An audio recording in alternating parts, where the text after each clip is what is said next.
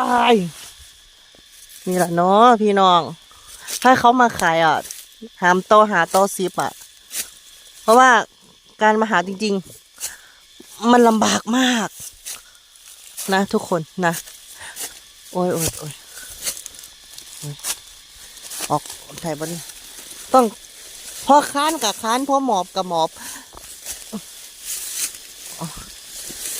ออกได้ปะฮึบออกกี่ไสก็กี่ไสกันนะเฮ้อ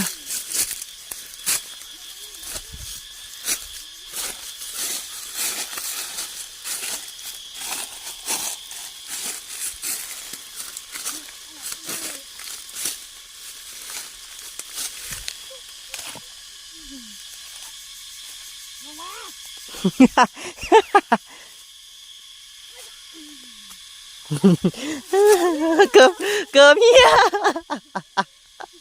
เกือบเฮีย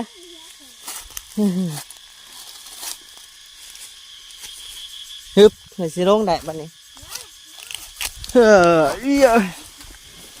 ชึบเอาพวกเกือบเจ้า